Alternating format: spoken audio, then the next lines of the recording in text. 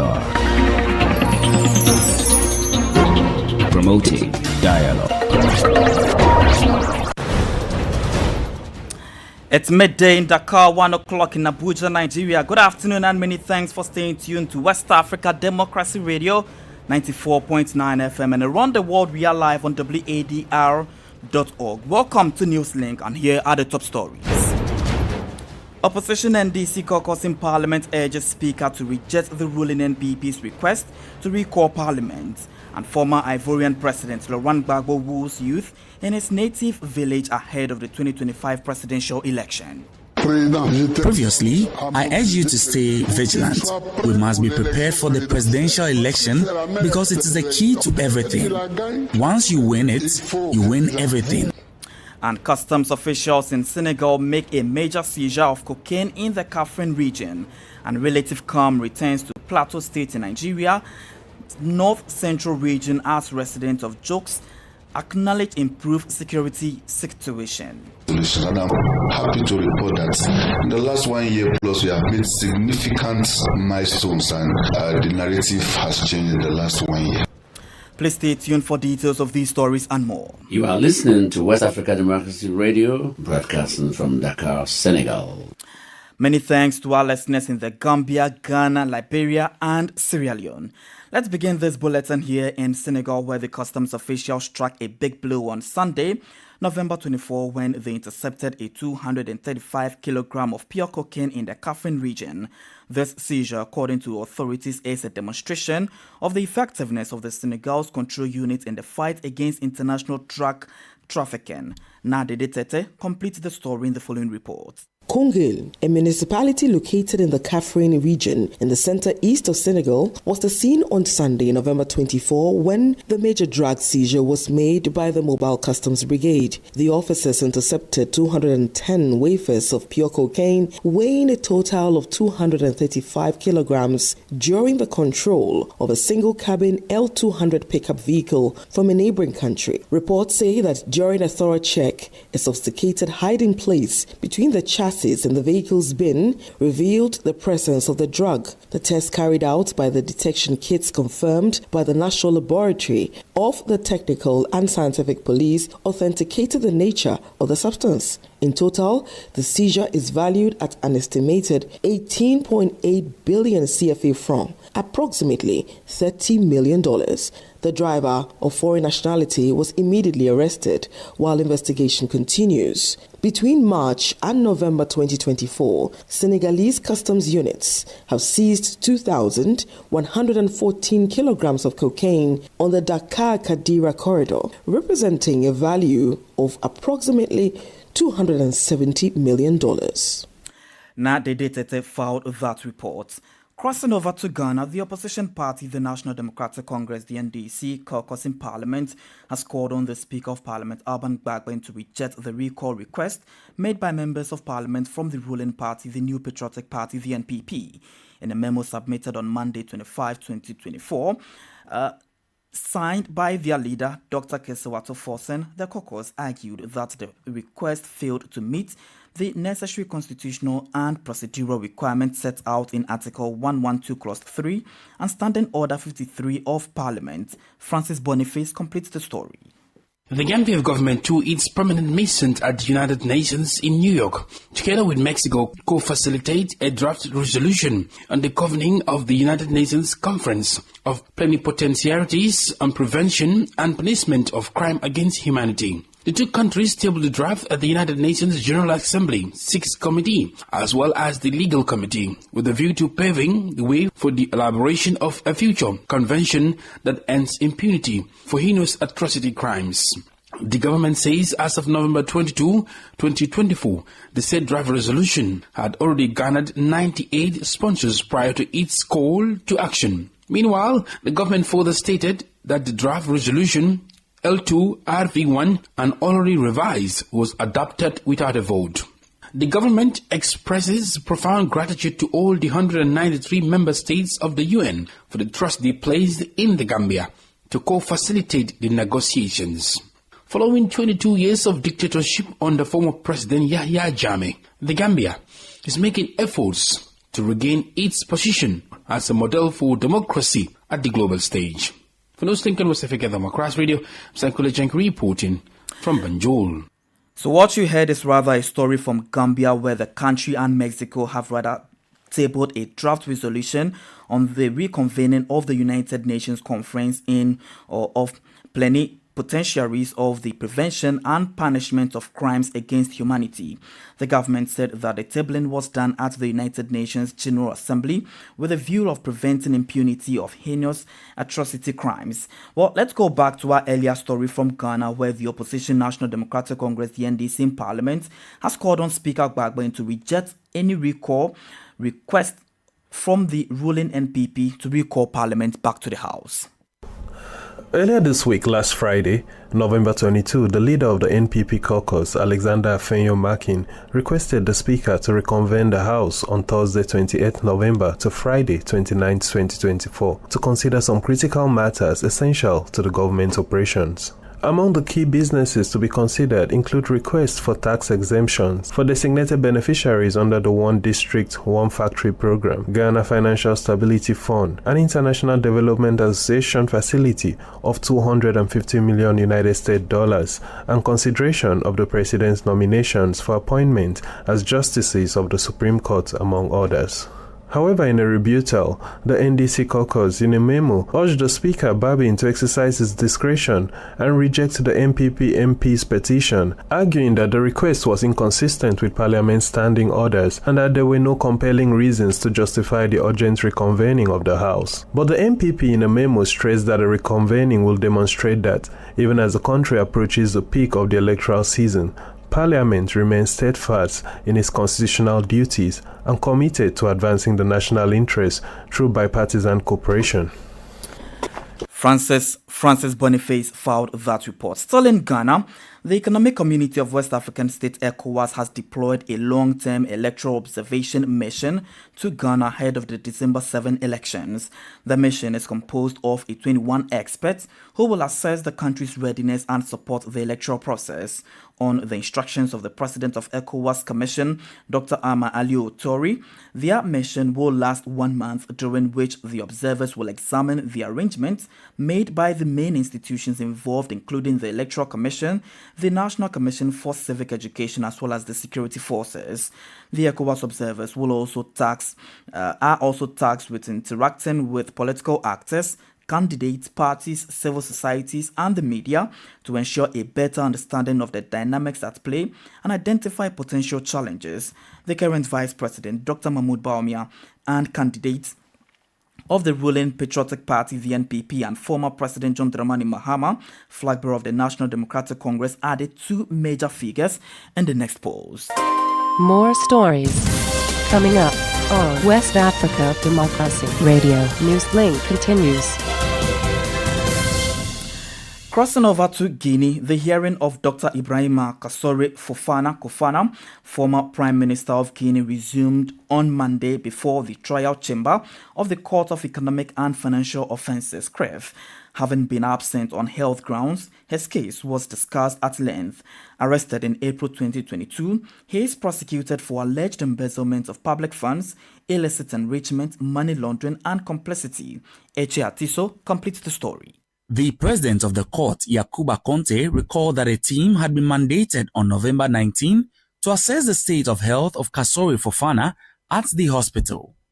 His lawyer, Dina Sampil, raised concerns about the treatment of a client, in particular, by insisting on his critical condition that would require evacuation for appropriate care. She added that her client is on morphine, which limits his physical and mental abilities. She stated, and I quote, "Mr. Ibrahima Kassore Fofana is on morphine, and when you're on morphine, you're like an idiot. This means that he cannot stand up, and like any Guinean, he has a right to health. But if the favorable treatments are not granted to him, it will be difficult for him to appear in court." End of quote. Amadou Baben Kamara, representative of the state judicial officer, in response, said he was in favor of a possible evacuation for medical care, while asking for guarantees to protect the interests of the state. After a brief suspension, the court ordered the Director General of Donka Hospital to appoint a physician to assess the health of Kassore Fofana and determine whether a transfer to another hospital is necessary, requesting that a report is submitted within 5 days. The trial has been postponed to December 4, with Dean Asampio expressing her satisfaction with the court's decision, while stressing that her wish is that her client will receive appropriate care in Guinea or elsewhere. Etiatiso filed that report. In Mali, the country's new Prime Minister, General Abdoulaye Maiga, has met with members of a civil cabinet as well as Prime Minister's defense cabinet. Also present at the meeting were special advisors, technical advisors, and mission managers.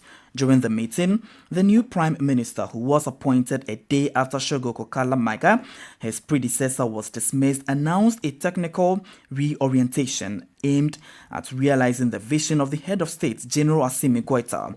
Shogo Maiga, who had been in office since June 2021 following the ratification of the transition by the military in May of the same year, has since seen his relations deteriorate with the colonels in power since August 2020 coup d'etat. However, in earlier November 2024, the Prime Minister publicly denounced his exclusion. Crossing over to Côte d'Ivoire, the former president Laurent Gbagbo visited Mama, his native village located in the town of Ganoa in the center-west of the country, with a delegation from the Youth League of the party PPACI, the African People's Party Côte d'Ivoire. The designated PPACI candidate asked the young people to prepare for battle ahead of the 2025 presidential elections. Laurent Gbagbo also shared his concerns of possible fraud in the next presidential election with them. The party of the former Ivorian president aims to regain the state power in 2025. Here is Alben Aden in Abidjan's report, voiced by Augustin Colley. In front of a large gathering of young party members, former President Laurent Gbagbo urged them to mobilize for the upcoming presidential election. Although Gbagbo is not yet re-registered on the electoral list, he remains the candidate for his party, the PPACR, and has declared that the 2025 presidential election will not take place without him. Previously, I urged you to stay vigilant. We must be prepared for the presidential election because it is the key to everything. Once you win it, you win everything. I need you to rally behind the leaders present so that we can win the presidential election. Despite the electoral list revision ending a week ago, Laurent Gbagbo, who has always contested the electoral register, continues to express concerns about the potential lack of transparency in the upcoming presidential election. We are heading to the presidential election.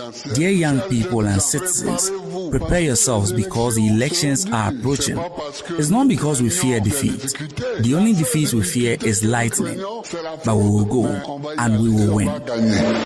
With less than a year to go before the next presidential election, the former president and opposition leader, Laurent Gbagbo, who remains ineligible, insists that he will participate in this election. This remains impossible for him due to his 20-year prison sentence by the Ivorian justice system in the so-called Bissau robbery case. Although he has been pardoned, only an amnesty law can fully clear his name.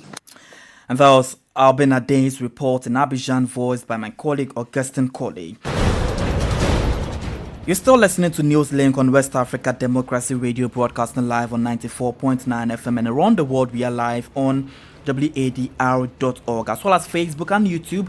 We are respectively live on WADR English service as well as WADR News respectively. Here's a recap of the headlines.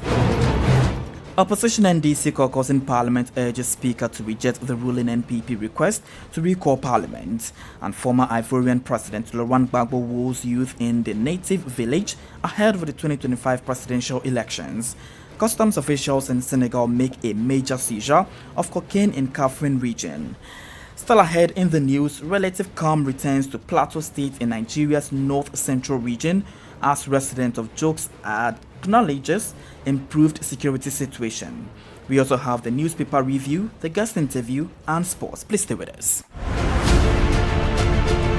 Fresh and breaking news all the time. Hear it first as the news breaks, only on West Africa Democracy Radio. Newslink continues. Let's go to Nigeria now, where in Jos, the capital of Plateau State in the north-central Nigeria, is witnessing a return to peace, with residents acknowledging the improved security situation.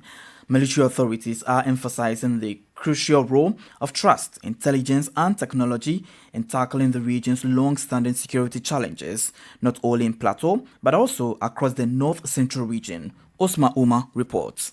Over the years, Plateau State has experienced security challenges mainly in the forms of communal clashes, farmers' herders clashes, kidnapping for ransom and the likes. December last year, some of the deadliest attacks were recorded in Barkin Ladi, Bokos and Mangu local government areas. Many people were killed while a lot more were displaced. However, a palpable sense of hope now fills the air. Major General Abdulsalam Abubakar is the General Officer commanding GOC 3 Division Nigerian Army and the commander, Operation Safe Haven, that is in charge of Plateau and other states in the region. The problem on the plateau has been known for almost 3 decades now.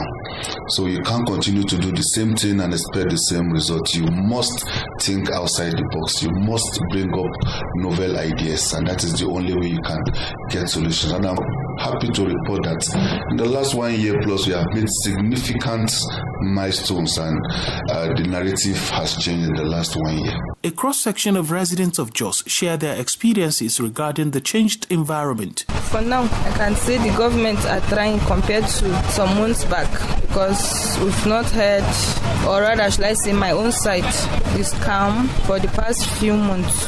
Everybody should still be more security conscious, because despite the fact that things are calm now does not mean everything will be calm. So we should keep on doing our own part by alerting the security in case any abnormalities happening around. As of now, since that time, they never hear anything in Jos now. Now, we can move from Jos City now to from 5 o'clock to Pukuru Park, 8 o'clock. Nobody will harass you. I know that one. And you can stay there, 10 minutes there, 8 o'clock, waiting for KK or car. You can get it. As military operations continue to ramp up, many in Jos are cautiously optimistic that the region is on the path to a sustained peace, hoping to rebuild lives and communities once marred by violence. For Newslink on West Africa Democracy Radio, Usman Umar reporting from Abuja. This is the newspaper review. Stay abreast and find out what the top stories are in your country. This is the newspaper review. The newspaper review. So let's join Grace Joshua of Liberia for major stories that the various newspapers are reporting. For today's edition of the press review, for the independent newspaper, 20 lawmakers flung each score F as Pira J, Kanga, Lawrence, and others get passing mark. Supreme Court hears Speaker Kofa petition today. We now move to the Daily Observer newspaper.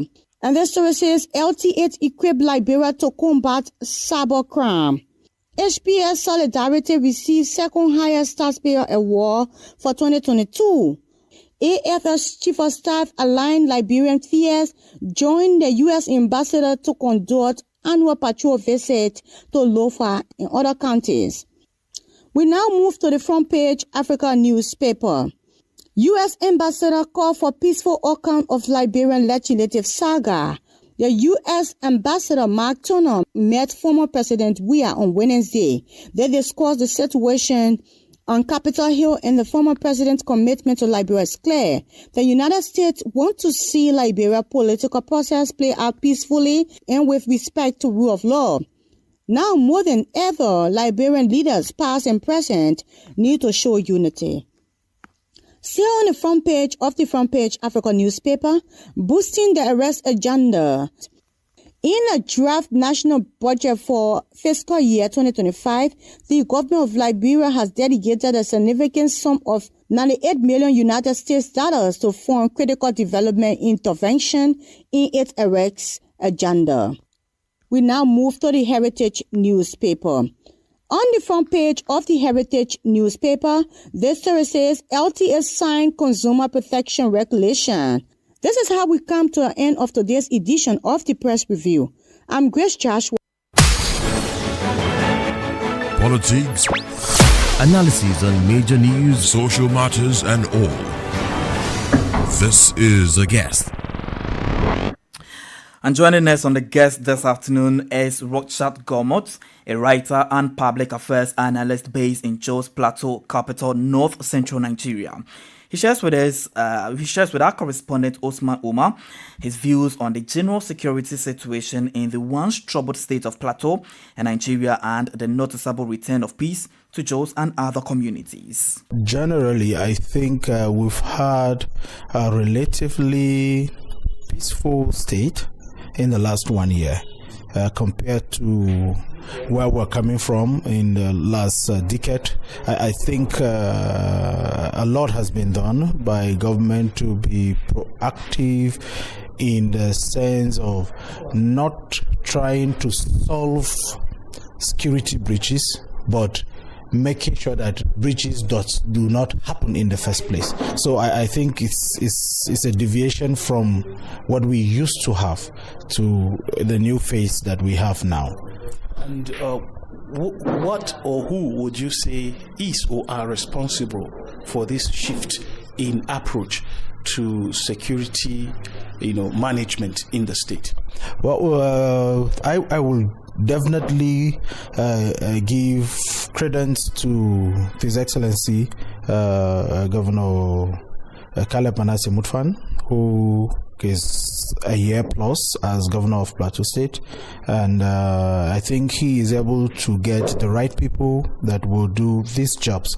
One person that comes to mind is the General Shipi, who advises the governor on security issues and doubles as the coordinator of Operation Rainbow, which is the locally formed intelligence gathering institution of the government. So I think they have been doing quite a lot considering the peaceful disposition of the state now. All right. From what you have said, I think intelligence plays a critical role in this new dimension to security management in the state. So let's talk a little bit more about the impact or effect of disinformation or misinformation during crisis, or as factors capable of causing security breaches.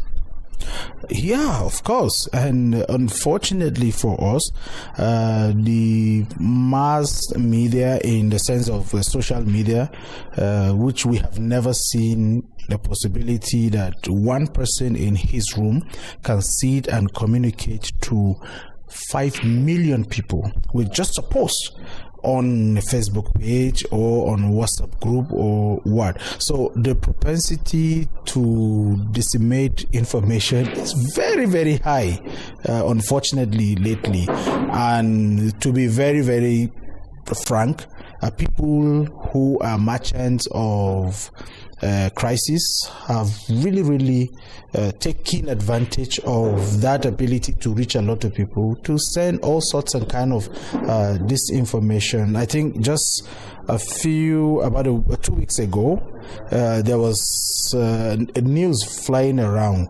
that there were bomb blasts. There was a bomb blast in one of the popular places in Jos, and scores of people were dead, as some media houses have even taken. And I think particularly reported by I should think was it Sahara. They started that Sahara reporter started that, and we were in Terminus at that material time that they said. That is the very place they said. The very place that they said, oh, people were. Then I was like, people were calling all around. What's happening? I said, no, I am in Terminus now, not far from where they said there was detonation of. But then I think the governor was able to come out quick and allay the fears of people. And I think the message he brought out was comforting, because he said, yes, there was a suspicious parcel, but which was very far from actually anything that can be detonated. But he gave kudos to people who brought that to notice. But then it went beyond, because some people had, without substantiating what really happened, have said that people were killed in the bomb blast, whereas there wasn't. So I think that's an apparent, a very clear case of disinformation. And then people can decide, maybe somebody who has a business that he wants to do in Jos would rather not come to Jos with his money and do business. So that will have impact on the economy, will have impact on the people, will have impact all around, the negative one, of course. That's Rotsat Gomut, a writer and public affairs analyst in Jos Plateau State capital, North Central Nigeria, having an interaction with my colleague Osman Omar in Nigeria. Let's join Sankoli Janko for updates in the world of sports.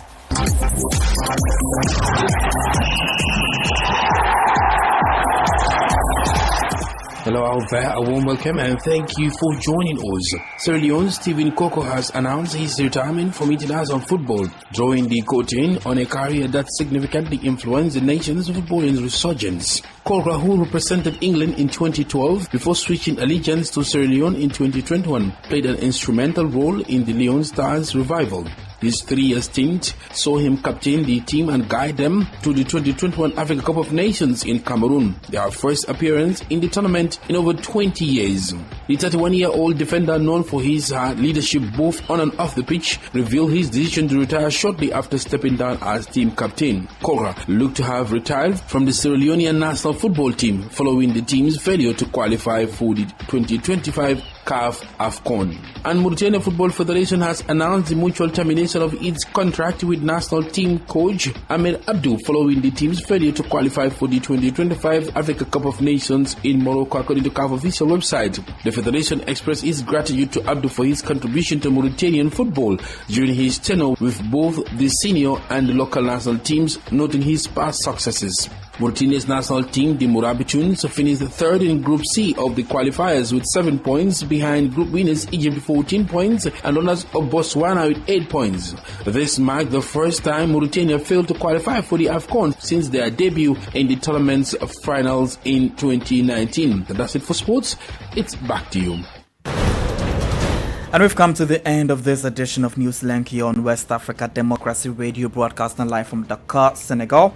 Thank you for listening, and many thanks to Mustafa Sek and Maudu Malik for the technical assistance. Do interact with us via our social media platform X, formerly Twitter, Instagram at WADR News, and on Facebook at WADR English Service. I am Christopher Ticho. Good afternoon and enjoy the rest of our programs. And many thanks to you for listening to Newslink via Hot 104.3 FM, New FM.